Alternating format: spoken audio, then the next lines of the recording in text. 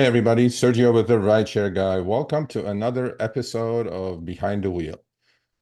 So as you all know, we do Show Me the Money Club. We did our 116th consecutive episode. In fact, every Tuesday, 3 p.m. Pacific, 6 p.m. Eastern. And we've been running our surveys because I know for a fact that Uber is having, and Lyft as well, by the way, they're having a massive acceptance rate problem around the country. So on one of these episodes, I was talking to the audience, which I respect and appreciate to no end because they're my eyes and ears. I said, in the survey, we figured that there's about a 25% of the drivers, claim that they accept pretty much everything, about 100% of the trips. So circling back, one of the gentlemen who said that is Travis from Lubbock, Texas. So Travis, welcome. Hello, welcome. I am glad to be here. I Yeah, enjoy it. absolutely. So give us a little bit about yourself. Introduce yourself to our audience, what you did before, how long you've been doing rideshare, all that good stuff. Before I moved to Texas, I back in 2016, I moved with my family into Hoka. I had a few jobs on and off before rideshare, so I've had, jobs through Express and Employment. I've had jobs through car wash companies like Mighty Wash and Quick Quack Car Wash, and so back in 2017, I became a taxi driver for our community here in Lubbock, Texas. It was a pretty decent job. It wasn't the best considering we had to supply our own gas and pay for the miles to the company and all that other stuff. So I went back to working for a car wash company called Mighty Wash. I was with them for roughly about a year back in 2022, maybe 2023. And then I just started at the beginning of this year doing rideshare. So I started out with Lyft, was with Lyft for about 2, 3 months before going with Uber. Would have went to Uber a lot sooner because I like the platform way better than I do Lyft. But unfortunately, at the time when I first came to Texas back in 2016, I tried to apply with Uber, Yeah. but was denied due to my driving record. Okay. And so they didn't want to bring me back until 2024. So, and then I went with Uber back in 2024. I've been with them for about 4 months. Okay. A wonderful platform. There is a lot of issues here in Lubbock. So when it comes to the airport, we have no queue whatsoever. It's really crazy. A lot of the calls that we get from the airport are all trip radar. So I know a Oh, lot of people know what trip radar is. It's one of those annoying things, but overall, it's not bad. I wish there was a lot of improvements that they did in my area. So upfront fares would be nice. Right okay. now, we Well, hold on. You're going like too fast now. okay, okay, Um, so um, Travis claimed that he has 100% acceptance rate, right? yes, that is correct. So I was like, I want to have you on behind the wheel Yeah, because I don't run into our audience, by the way, is like a veteran kind of crowd. They're all cherry pickers and things like that, mhm. right? And to me, it was like every time I do get a hold of 100% acceptance or close to 100% acceptance rate driver, I want to talk to them because as much as we can teach you something, right? Maybe you know something that you can teach our audience, right? I mean, Yes, I'm not against 100%, but what I'm against is not being profitable. That's a different story. We'll talk about that in a minute. that is correct. So one reason I can kind of guess why you're at 100% is, first of all, you're in a, how big is Lubbock as far as population is So concerned? our population is about 265,000 people. Okay, so how far are you from like major cities? You're like a small market, basically. Yeah, so we are about 4.5 hours from Dallas. 4.5 hours. And how about like San Antonio and Houston and Austin? We're about, let's say, roughly about 8 hours from San Antonio, maybe Okay. 9 or 10 from Houston. Oh, so you're pretty far. So you're pretty much in a small town, right? Well, I'm Yeah, not going to call we're it a small town, but let's say let's call it a small city. And obviously the demand is going to be different there than it would be in, let's say, Austin or Houston or Yes. San Antonio or whatever. So one of the reasons I'm guessing you have 100% acceptance rate is because you don't see where the rider is going. Just like we were around the country, we were driving blind. So you're driving blind actually. Yes, that is correct. So on our offer card, basically what we get is we get a total minute time of how long the trip's going to be. And instead of them giving us the how many miles you are to the customer, they give you how many minutes you are to the customer. Okay, so they do give you some information. You're not completely blind. Yes, they give you a little bit of information, but not much. Okay, so since you don't have upfront fares, I'm assuming you have a rate card, right? Yes, we Do still you have a know rate what your card. rate card is for Uber and Lyft? So rate card, like maybe we don't have that. What is Okay, a rate card? rate card meaning like the way it was before upfront fares, everybody had a rate card, meaning all trips were getting priced for the driver by time and distance, just like a cab, right? So Yes. if you actually, since you're new, I'm going to use this opportunity to give you a little bit of advice as well, as much as listen to you. If you do go into your app on Lyft and Uber, you will be able to see what you're getting paid per mile and per minute on each trip. Yes. So Or, we do have that. okay, so or if you do go into the receipt on the, if you go online to the Uber website or Lyft website, you will be able to see what your breakdowns are, and then it'll clearly tell you what you're getting paid by miles and minutes. So you don't know what you're getting paid. Do you know it's like 60 cents, 70 cents, somewhere in that So range? I know, so we do have that. So Uber X, it starts out at 80 cents per mile. Okay. As far as the minutes go, I'd have to double check and go back in and look, but I know it starts out at 80 cents per mile. 80 cents? Yes. And if Okay, you so accept I'll give like you comfort, it's a yeah, little I'll bit give you an more. idea of how good 80 cents is. Before we went to upfront fares in Los Angeles, in a city like Los Angeles, my mile dollars per mile was 60 cents a mile. Yeah. That's So crazy. so you actually probably don't want upfront fares because if you do get upfront fares, you will probably get a cut, to be honest with you. Okay, All perfect. right. Don't want those. So let's go back a little bit to what you did in the past. So you're a newbie, kind of a few months into it. What kind of car do you drive, by the way? I drive a 2020 Toyota Camry. Perfect car. 2020 shouldn't be any newer. Camry is good, decent gas mileage, Yes, decent, really good. right? You are you able to do comfort with that as well? Yes, I am. Okay, so you can do comfort on both platforms as well as standard, right? Yes, Okay, correct. cool. So you started driving, right? So you're getting some information, such as how far away, how many minutes away you are from the Yes, rider, correct? that is correct. And also how many miles the trip is in distance, or is that am I correct in that? No, so you don't get to see the miles of the distance. Okay. It just gives you the minutes. But once you accept it, then it brings you up to the navigation screen and it tells you Okay. how far it is. Oh, okay. Yeah. So you're kind of semi-blind driving. Yes, pretty much. All right. So tell me, I mean, I can clearly now understand why, but you still don't have to accept 100%. But so give us your reasons. Why do you accept 100%? I mean, is this your So, full-time gig, by the way, or do you have yes, it is. It is full time for me. I do it so 8 hours a day, five how days a many week, hours a week are you driving? about 40. 40? So like a Yes. regular W-2 that you would have worked at, right? Pretty much. And okay, so tell me, why are you accepting everything that's thrown your way? So, couple of reasons why. I've heard this from other drivers in Lubbock. It's never happened to me because I accept them, but it has happened to them. When they decline so many calls, they stop receiving calls from Uber. Okay. And if you get too low, Uber here will just deactivate you. They won't hesitate at all. I know I had my dad, he used to do Uber and he got his acceptance rating down past 60% and they yanked him off the platform. Okay. Well, let me assure you on that that's against their own terms of service. They cannot deactivate you for low acceptance rates.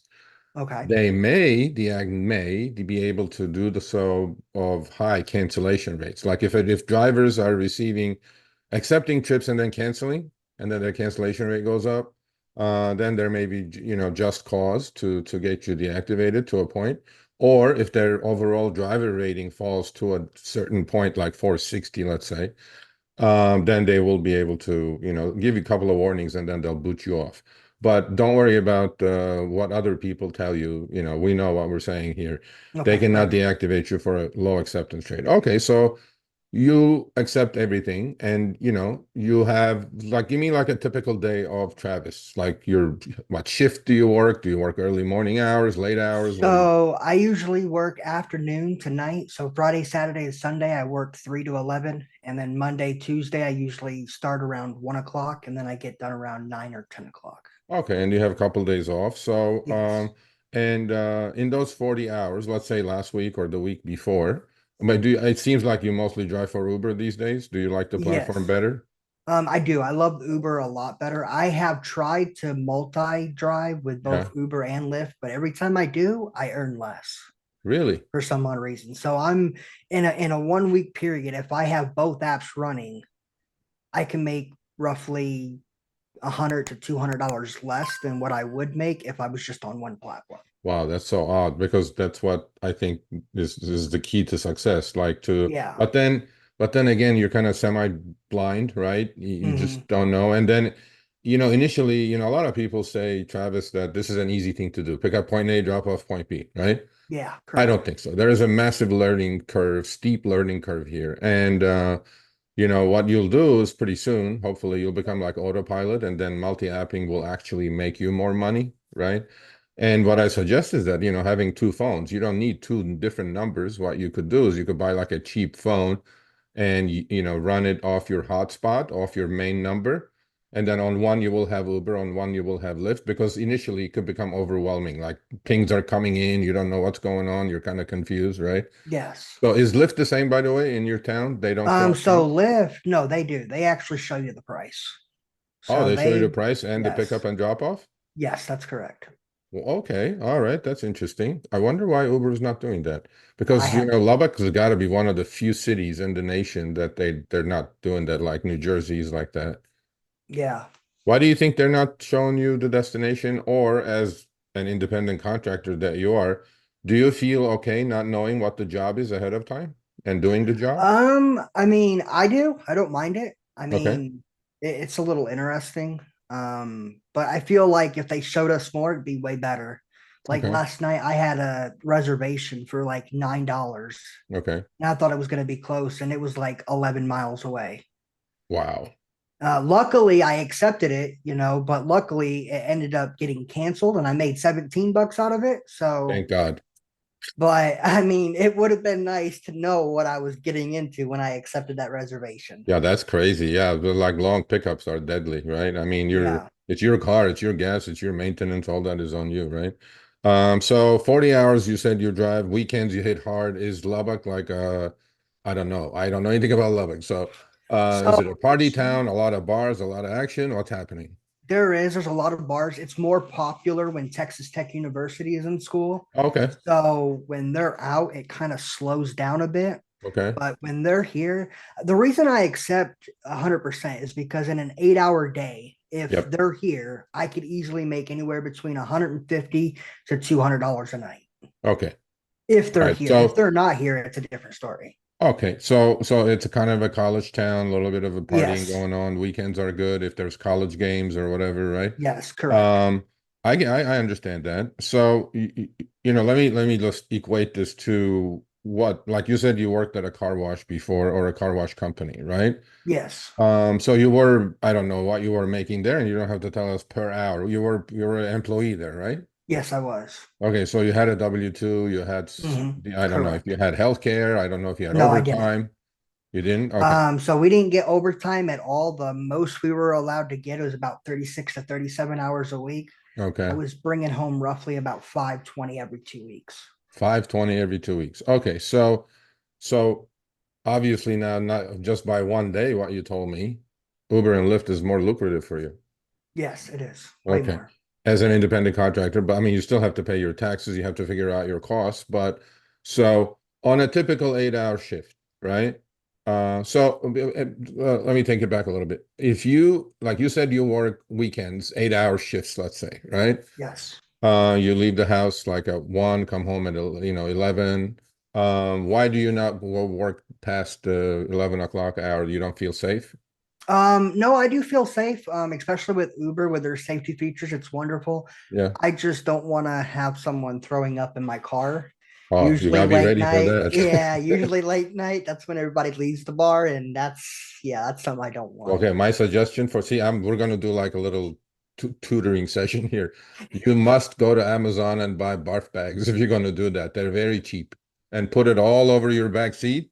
Then you don't worry about it, right? They're like, Perfect. $10 for like 2 dozen, okay? And they're the hospital ones that they have like they put their face into it, right? So then it may be more lucrative if you work the actual bar hours because it may be surging and you may make actually more money. It does. That's one of the things that aggravates me. Last Saturday, it surged so bad around 2 o'clock, and it aggravates me that I don't work it. But having someone throw up in my car, I just don't want to really clean that. I'm telling you, you may give it a shot because you'll be surprised. I mean, I've been doing this for 8 years. I've done over 10,000 trips. Nobody has thrown in my car, up in my car, and I used to do the drunk hours. I call it the drunk hours. And it's. I mean, what I would suggest is that if you're going to do those hours, right? If they're walking towards your car and they're kind of going sideways and falling all over the place, Hmm. cancel and move on. But if they're okay, it may be really lucrative in a small town with limited supply of cars. You may make like shit ton more money actually. Yeah, I Okay, would so definitely. maybe one weekend just give it a shot. And do you have a dash cam by the way? Yes, I do. Thank I God. have a dash cam that records the front of my vehicle, and so the dash cam I have, it was a two cameras in one. Okay, Supposed to be for the rear view, okay, for the back mirror, but I can't use it because it's tinted. So I just put it up on top of my mirror inside the car, so it records everything inside the car. okay. All right. So taking it back to your 40-hour shift, right? You said you go on a weekend, get out there, 8-hour shift, 9-hour shift, or 10-hour shift.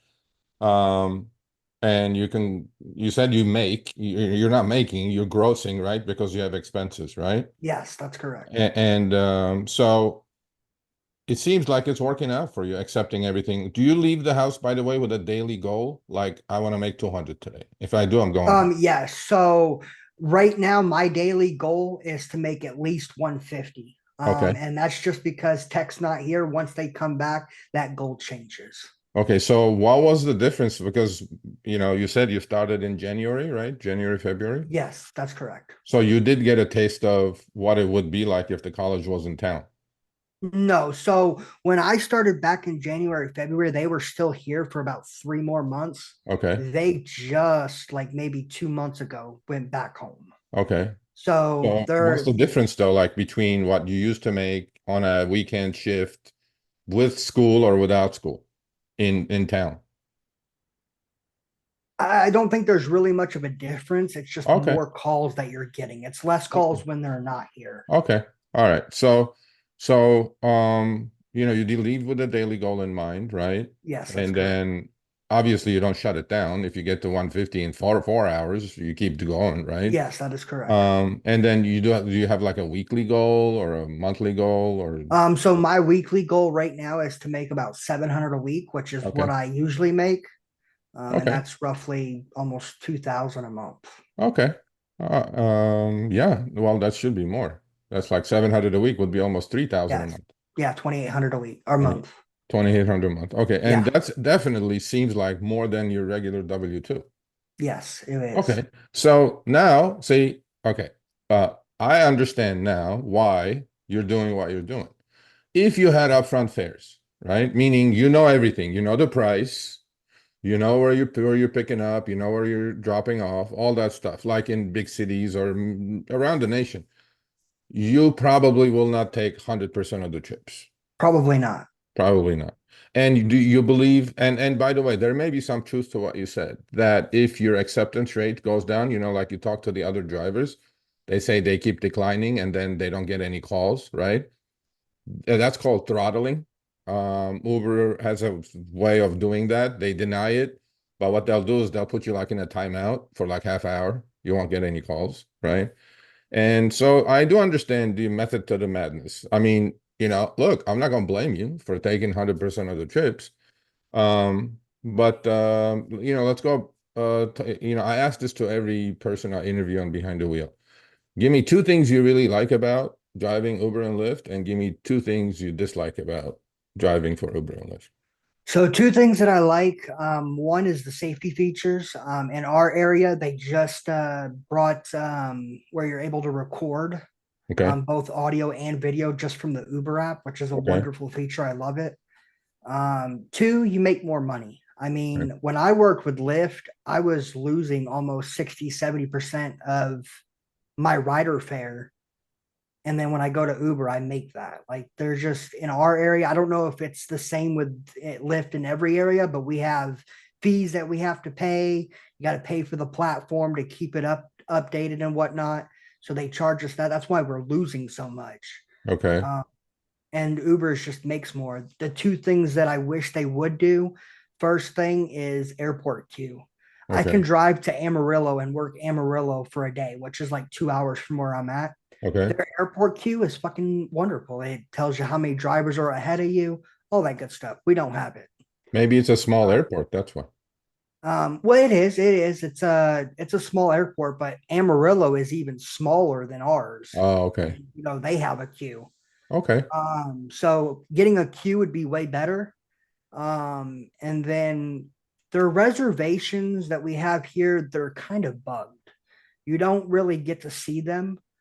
In the opportunities tab, it doesn't show you that someone, made a reservation. You don't know you got it until Uber gives it to you. Yeah. Okay. That could be way better as well. Okay. As a rule of thumb, do you take like super long trips? Like you said, you know, some of these major cities like Dallas is like 4 or 5 hours away. What if you got a trip going to Dallas? What do you do? So I've never really took someone to Dallas, but I have taken someone to Amarillo before, which is 2 hours. Okay. Usually, what I do if it's early in the afternoon, I'll go up there and I'll work there, and then I Okay. come back. Of course, if it's late at night and it's too far away, then I either drive back home or I get a hotel. Okay. So in the last, let's see, we're in July, and you've been driving since January. Did you buy I mean, was your car new or when you got it or So I bought it, or I didn't buy it. My dad actually bought it for me. okay. But I got it in January of this year. Okay, and how many miles have you put on your car since January? So it had 100,800 miles when I bought it, and I put maybe 17,000 on it. Okay, it's not that bad. Not too bad. So you don't drive too many crazy miles, right? No. All right. So look, I understand now, right? And I wouldn't change anything you're doing. I mean, you're happy with the earnings, right? You're literally Yes. making double of what you were making at a W-2, right? Yes. All I'm going to ask you is that start paying attention, and I'm pretty sure gas is cheap in Texas, not like California. Yes, it Um, is. I'm going to ask you that you start paying attention and treat this more like a business, right? Figure out your costs per mile, right? And I mean, people are going to pound me probably for saying this, but you have a daily goal, you're achieving your goals, you like what you're doing, and continue doing what you're doing. I mean, in other cities, I would definitely tell you not to do what you're doing. To accept 100% is craziness, right? Yeah. But it's working for you, and to each their own. But let me ask you this. How long do you want to do this? I mean, is this because we don't suggest that this is a career, right? But we have people who've been doing it for 7, 8, 10 years, right?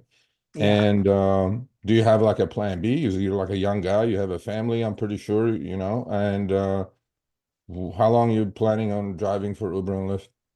Probably for a long time. Okay. I enjoy it. So the reason I started was, back in 2017, I lost a brother to a drunk driver. Sorry to hear And that. I would rather them hop in my vehicle and me take them where they got to go than let them drive on their own. Yeah. So, and I enjoy it. I love meeting new people. So I could probably go another 40, 50 years doing Uber. Okay. Yeah, I mean, you're one of the success stories that it works, and you're in a just the right size city that there is enough demand that it surges for you. Yes, it But does. I would suggest, I'm telling you, Travis, I would give it a chance. Give like a weekend, late hours a chance, because what's going to happen is that every weekend, you're going to turn on your phone and look at it at 2 a.m. or 1 a.m. It'll be surging like 10, $20. And 2, 3 of those trips will make up probably more than what you would make if you're driving without surge. You know what I mean? Yeah, that is correct. Yeah, give it a chance, but definitely buy buff bags, and I you have sure it. will. Definitely do that and put it all over the car. And you have a dash cam, so I wouldn't worry about getting puke in your car that much. You'll be surprised. People hold their alcohol pretty well. I'll give you the last couple of minutes. Give our audience some advice about um why they should also accept 100% of the trips. So, in my area, I do it because one, I don't see the upfront fare. I mean, I know Uber in bigger cities, they've, upgraded to the upfront fare. I mean, to be honest, if it was me, I probably wouldn't either. Yeah, I mean, I'm lucky because I'm in an area where it only pays 80 cents a mile. So, I mean, it's just where you live. But there's benefits to accepting it. Sometimes you just never know what's going to happen. mm, Like I accepted that $9 reservation, didn't know the man was going to cancel yeah, and made $17. So you really don't know. I yeah. mean, if your area has less cancellations, I know in my area we get people that cancel a lot, Okay. and they get charged for it all the time. So Yeah, I don't know what it's like in your guys' area, but I know in mine, cancellation is crazy in this yeah. area. So we get kind of lucky. Okay. I mean, look, I'm not gonna blame you for accepting 100% now that I know your story, right? Yeah, Because my initial reaction is like, what?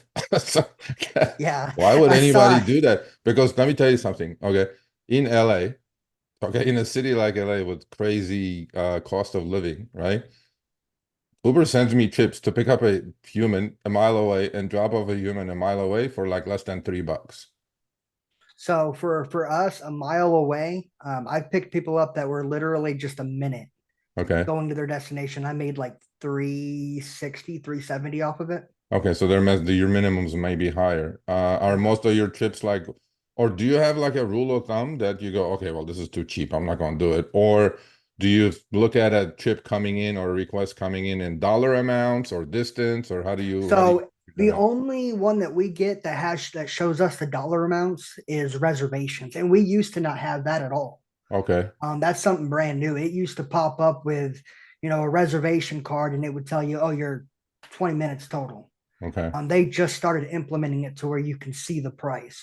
okay, So that's something new that they are improving, which is wonderful. But being able to know more about the trip would be okay. wonderful too. All right. So, well, here's Travis. My hat's off to you, sir. I mean, I don't talk to 100% acceptance rate drivers, and I know you do have it.